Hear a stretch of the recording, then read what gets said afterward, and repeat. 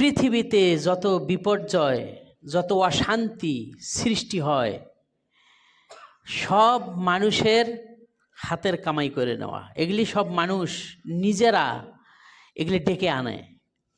কেন ডেকে আনে?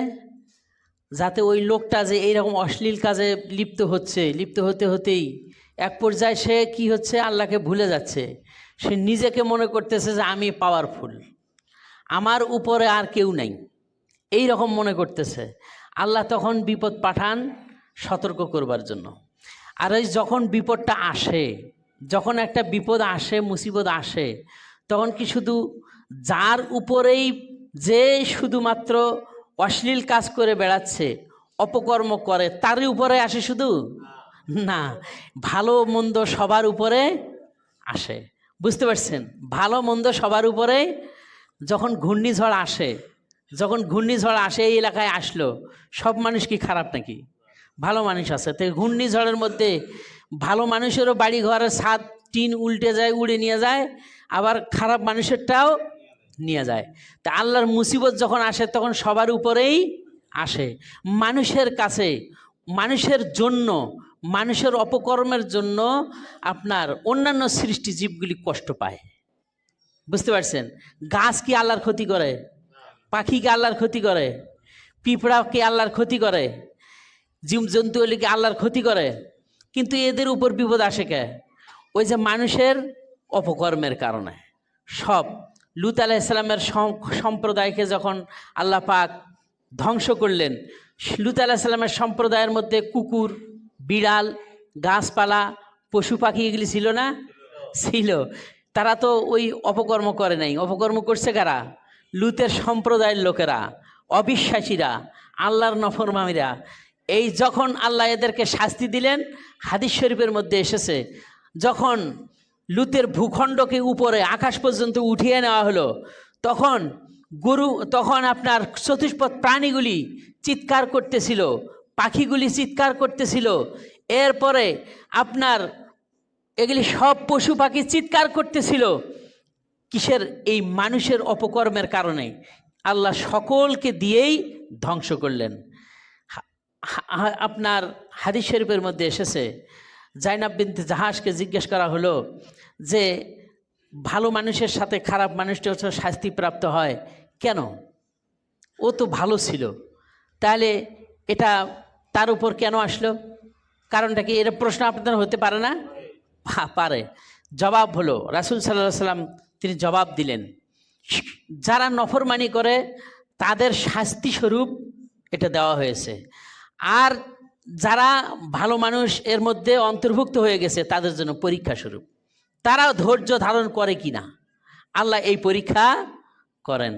যখন আল্লাহ তাদেরকে কিয়ামতের দিন উঠাবেন, তখন তাদের স্ব নিয়াত অনুযায়ী আল্লাহ তাকে কি করবেন? উঠাবেন, কবর থেকে উঠাবেন, তাদের পুনরুত্থান ঘটাবেন। যাই হোক, আমি যে কথাটি বলতেছিলাম, চুরি, ডাকাতি, সন্ত্রাসী, ছিনতাই, রাহাজানি, চাঁদাবাজি, অপকর্ম যত আছে, জেনা ব্যভিচার, সুদ, ঘুষ, মদ, ইয়াবা, যত নেশা আছে, এগুলি কি অন্যান্য সৃষ্টিজীব গরু ছাগল করে না মানুষ করে যাচ্ছে? মানুষ করে যাচ্ছে। এই জন্যই আল্লাহ রাব্বুল আলামিন এই মানুষগুলিকে সংশোধন করবার জন্য তিনি মাঝে মাঝে কিছু একটু ডোজ পাঠান, মাঝে মাঝে কিছু বিপদ পাঠান, যাতে করে মানুষেরা একটু সতর্ক হয়, একটু সতর্ক হয়, আল্লাহর ভয় যাতে তাদের ভিতরে প্রবেশ করে, যেন তারা অশ্লীল কাজ থেকে ফিরে আসে। ঠিক কিনা কোন? এই জন্যেই আল্লাহ যখন কাউকে ধ্বংস করেন, তখন সেই যে বাহিনী আল্লাহ প্রেরণ করেন, ওই বাহিনীর মোকাবেলা করার ক্ষমতা কারো আছে নাকি? লক্ষ্য করুন, গত শুক্রবার, তাই না, 21 তারিখ ছিল গত শুক্রবার, গত শুক্রবার 21 তারিখ আপনার 10টা 38 মিনিটে যে একটা কম্পন শুরু হয়ে গেল। কি কম্পন? ভূমিকম্প। এই যে একটি ভূমিকম্প শুরু হয়ে গিয়েছিল, কেউ 10 তালা, কেউ 20 তালার মধ্যে ছিল, কেউ নিচতলায় ছিল, কেউ বাইরে ছিল, এরকম ছিল কিনা কোন? কিন্তু কারো বাংলাদেশ সরকারের নৌবাহিনী আছে, সেনাবাহিনী আছে, পুলিশ বাহিনী আছে, কত বাহিনী আছে। এই বাহিনী দিয়ে কি ঠেকাইতে পারছে? কোনো মানুষ পারবে? কেননা এগুলি আল্লাহর বাহিনী। এগুলি কার বাহিনী? আল্লাহ রাব্বুল আলামিন তিনি বলছেন, ওয়ালিল্লাহি জুনুদুস সামাওয়াতি ওয়াল আরদ। আকাশের মধ্যে এবং জমিনের মধ্যে আল্লাহ রাব্বুল আলামিনের অসংখ্য বাহিনী রয়েছে। কত বাহিনী? হিসাব করতেও পারবেন না, অসংখ্য বাহিনী। ওমা ইয়ালামু জুনুদা রব্বিকা ইল্লা হুয়া।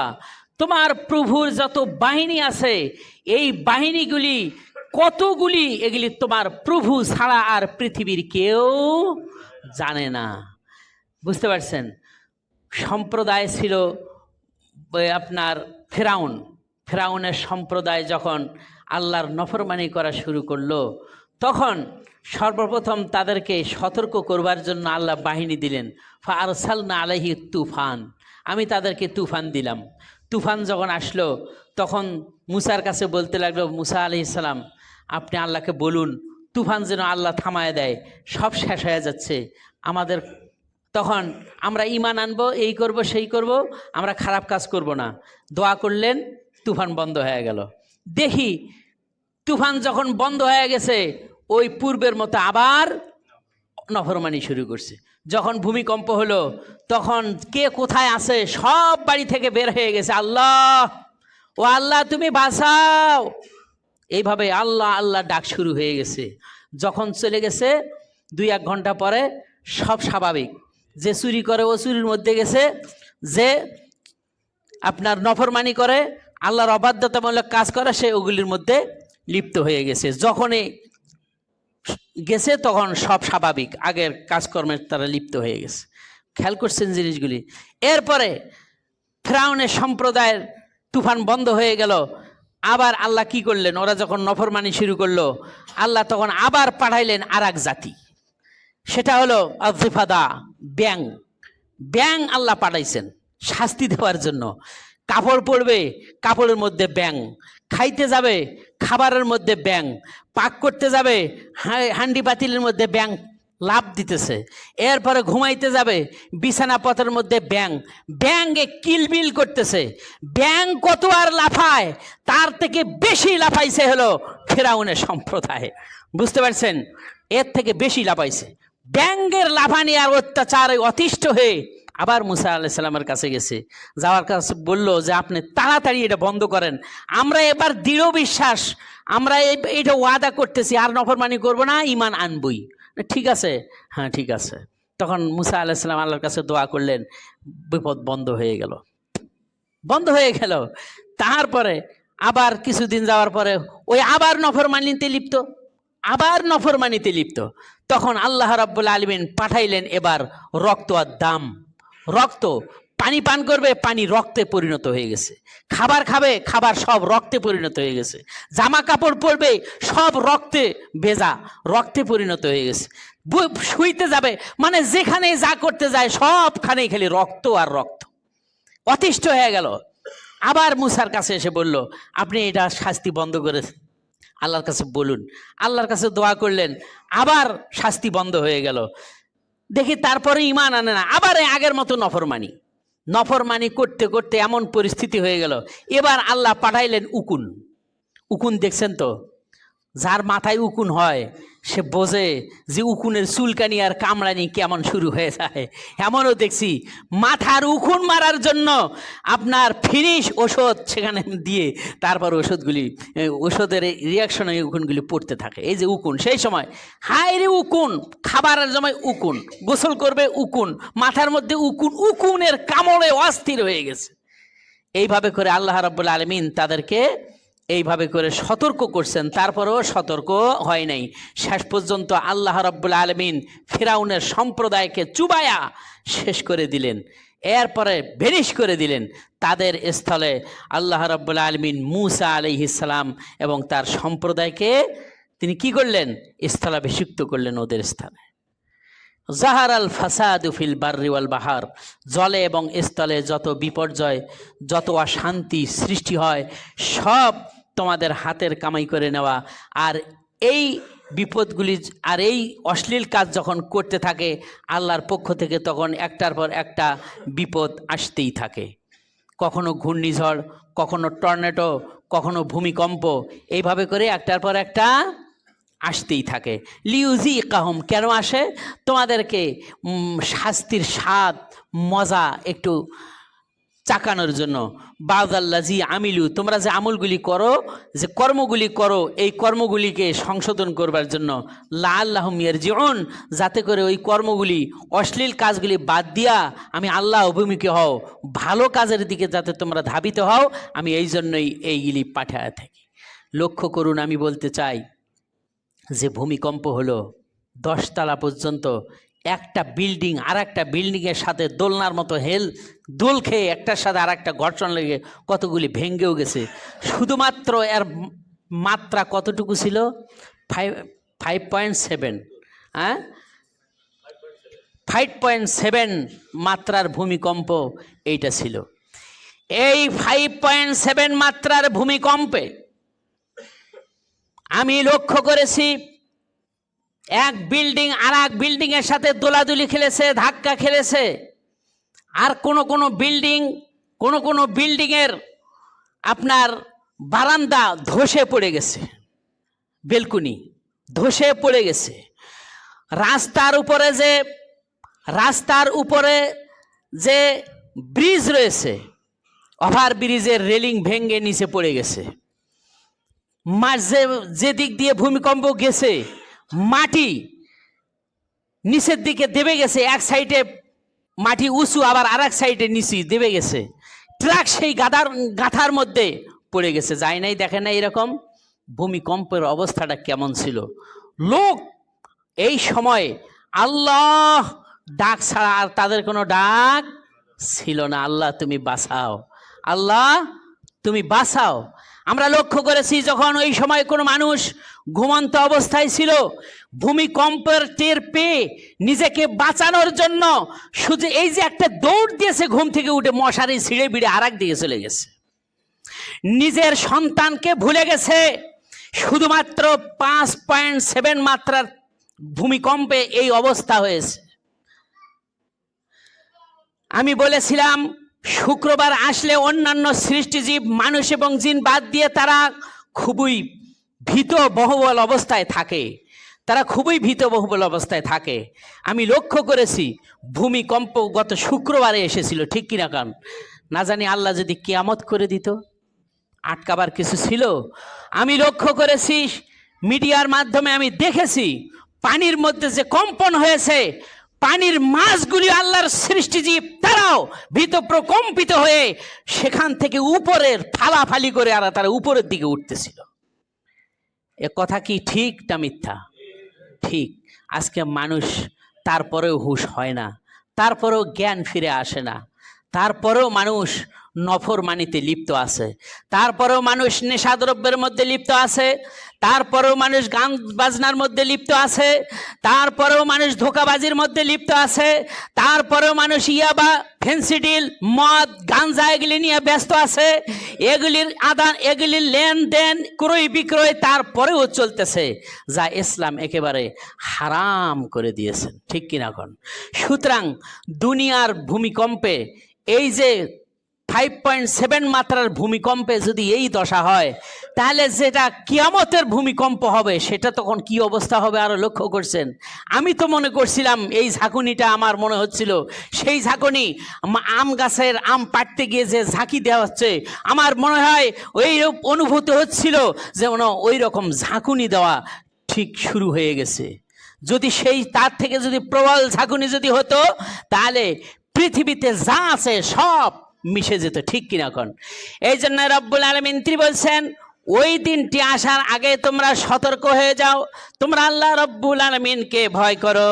আল্লাহ পাক তিনি শুধু মুসলমানদেরকেই এই কথা বলছেন না, শুধু মুমিনদেরকে এই কথা বলছেন না, তিনি সারা বিশ্ববাসীকে ডাক দিয়ে তিনি বলছেন, ইয়া আইয়ুহান নাসু ওয়াত্তাকু রাব্বাকুম ইন্না জালজালাতাস সাআতি লাশাইউন আযীম। হে সারা বিশ্বের মানুষ, শোনো, তোমরা সতর্ক হও, ভীত, আল্লাহকে ভয় করো, সংযমশীলতা অবলম্বন করো। নিশ্চয়ই কিয়ামতের কম্পন, মহাকম্পন, বিরাট একটা কম্পন সৃষ্টি হয়ে যাবে। ওই কম্পনে কোন অবস্থা হবে? আল্লাহ পাক তিনি বলছেন, ইযা রুজ্জাতিল আরদু রাজ্জা, যখন জমিনের উপরে যখন আপন কম্পনে যখন প্রকম্পিত হবে পৃথিবী, ওয়া বুসাতিল জিবালু বাসসা, তখন পর্বতমালার সাথে পৃথিবীর সংঘর্ষে চূর্ণ বিচূর্ণ হয়ে যাবে। আল্লাহ রাব্বুল আলামিন তিনি বলছেন অন্যত্র আয়াতের মধ্যে, ওয়াতাকুনুল জিবালু কাল ইহনিল মানফুস, পাহাড়গুলি ধ্বনিত তুলার মতো উঠতে থাকবে কিয়ামতের কম্পন। আর এখন যেটা দিছেন এটা শুধুমাত্র 5.7 এর একটা ডোজ। যদি 8 পয়েন্ট হতো, যদি আপনার 12 এইরকম 20 পয়েন্ট পর্যন্ত যদি যেত, থাকার মানুষ কি থাকতে পারতো? বিল্ডিং ঘর থাকতো? সব মিশে যেত। ওটা যে কোন তাপমাত্রার, কোন মাত্রার হবে, এইটাকে ধরার জন্য রিস্কগুলো তখন বিচ্ছিন্ন হয়ে যাবে, বুঝতে পারছেন? ওটাও ধ্বংস হয়ে যাবে। আল্লাহ হেফাজত করুন, সকলে বলি আমিন। এই জন্য আল্লাহ বলছেন এগুলি হলো আমার সৈন্য। এগুলি কার সৈন্য? আল্লাহর সৈন্য। এগুলিকে ধরে এগুলির মোকাবেলা করার ক্ষমতা কোনো মানুষের নাই। লক্ষ্য করেন না, একজন পিতা, একজন মাতা তার সন্তানকে এই দুনিয়ার সামান্য 5.7 মাত্রার ঝাঁকুনিতে সন্তানকে ভুলে নিজের আত্মাকে বাঁচানোর জন্য, নিজের জীবনকে বাঁচানোর জন্য দৌড় দিয়েছে, সন্তানের কথা ভুলে গেছে। আমার সেই সময় মনে পড়ে গেল সূরা হজের 2 নম্বর আয়াতটা। আল্লাহ রাব্বুল আলামিন তিনি বলছেন, ও নবী শুনে নাও, ওয়াতারাউনাহা তাযহালু কুল্লু মুরদিআতিন আম্মা উরদিআত, তুমি সেদিন দেখতে পাবে যে প্রবলভাবে যখন পৃথিবীতে ঝাঁকুনি শুরু হয়ে যাবে, ভূমিকম্প হবে, তখন প্রত্যেকটি স্তন্যধাত্রী মাকে তুমি তাদেরকে দেখতে পাবে যে তারা তাদের সন্তানকে নিতে ভুলে গেছে। ওয়াতাযাউ কুল্লু যাতি হামলিন হামলাহা, তখন গর্ভবতী নারী সে গর্ভপাত করে ফেলবে। ওই ভূমিকম্পের অবস্থা এমন হবে সে টেরই পাবে না যে তার গর্ভপাত হয়ে গেছে, সে টের পাবে না, এই অবস্থা হবে।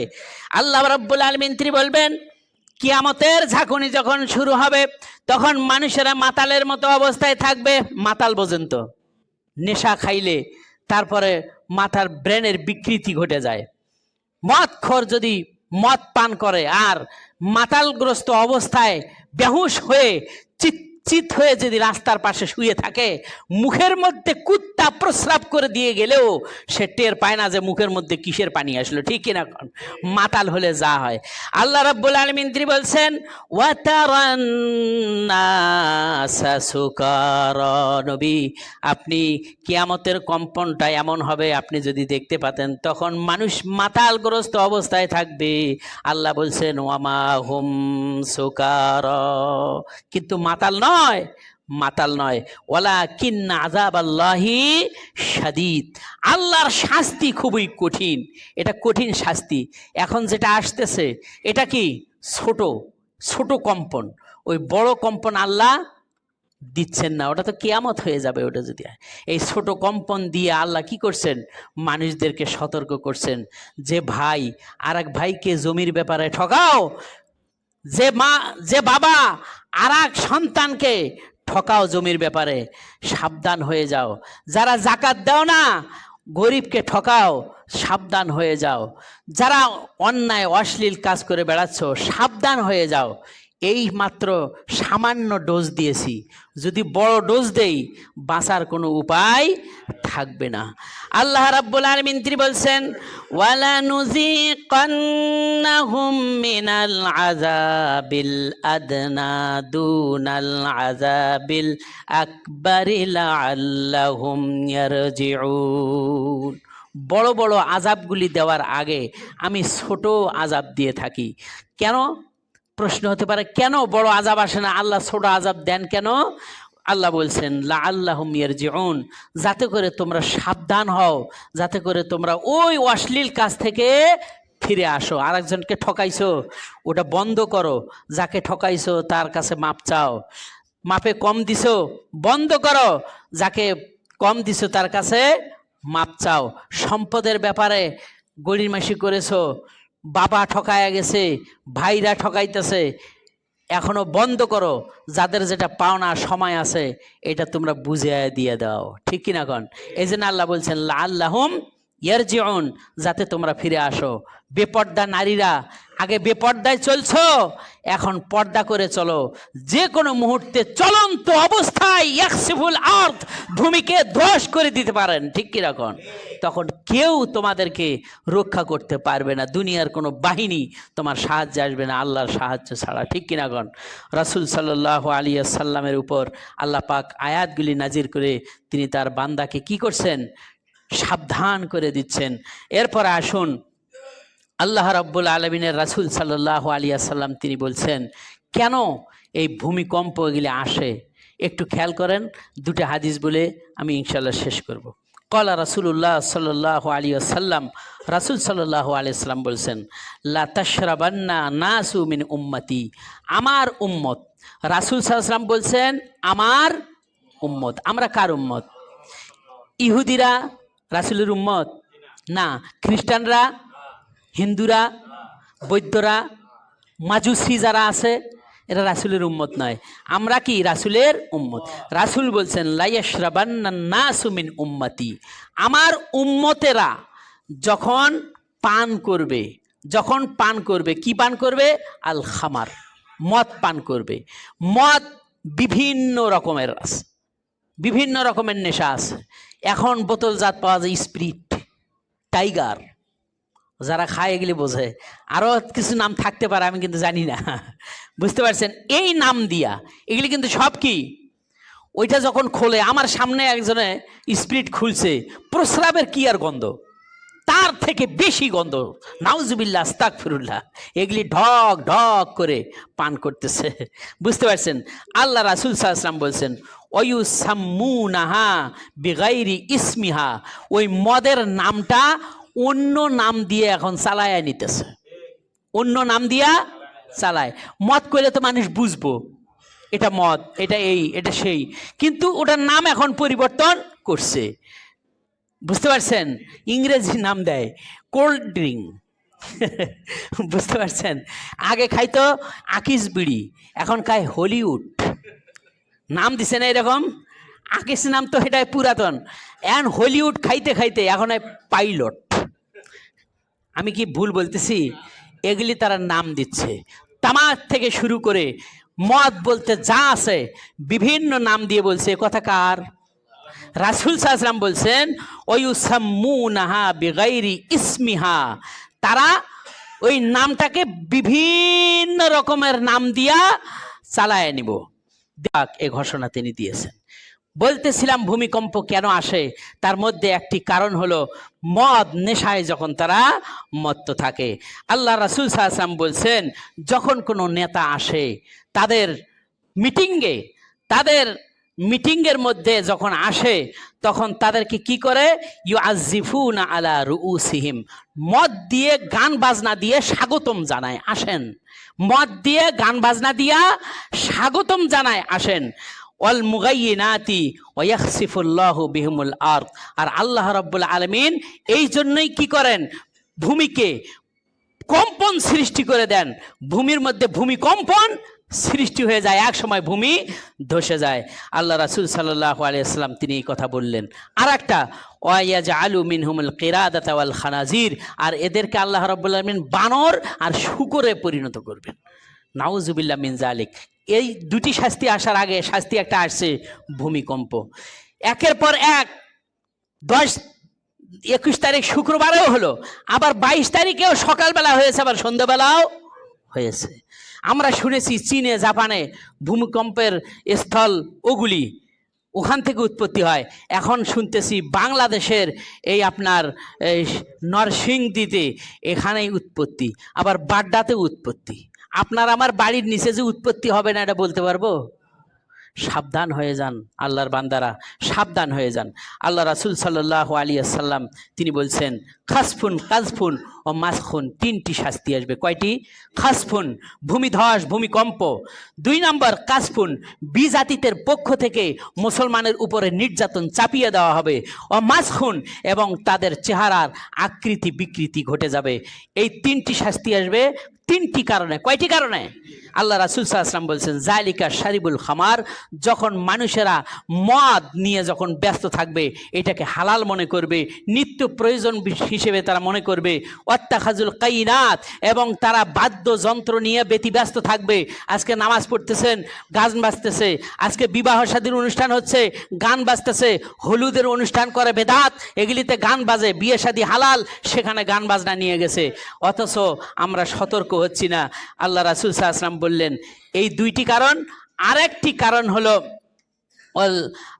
কারণ হলো ওয়াজরিবুল মাজিফ, এবং তারা এই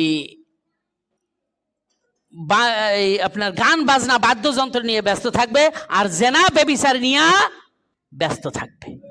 এই 3টি কারণে এই 3টি বিপদ আসবে। সুতরাং আল্লাহ রাসূল সাল্লাল্লাহু আলাইহি ওয়াসাল্লাম তিনি আরও বলেছেন যখন মানুষ এগুলি বাধা দিবে না তখন কি অবস্থা হবে একটু শুনে নেন। আল্লাহ রাসূল বললেন লা তা'মুরান্না বিল মারুফ ওয়া লা তানহাউন্না আনিল মুনকার, যখন এরকম খারাপ কাজগুলি চলতে থাকবে, মানুষেরা দেখতেছে বাধা দেয় না, খারাপ কাজ করতেছে বাধা দেয় না, ভালো কাজের আদেশ দেয় না, নামাজ পড়তে আসো এগুলি আদেশ দেয় না। লাইউ শাক্কিন্না ল আইয়াবআসা আলাইকুম ইকাবান, আল্লাহ রাব্বুল আলামিন ওই সময়েই তাদের উপর শাস্তি প্রেরণ করবেন।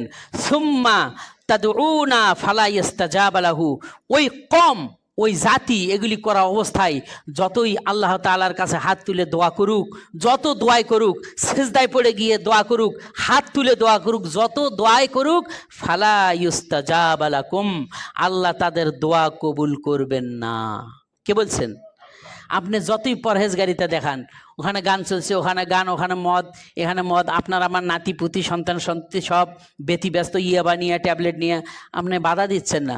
আপনি তাহাজ্জুদ পড়েন, দোয়া করেন, যত কিছুই করেন, দোয়া কাজ হবে না। আল্লাহ তাআলা আমাদের সকলকেই রহম করুন, সমস্ত বিপদ আপদ বালা মুসিবত থেকে হেফাজত করুন, সকলে বলে আমিন।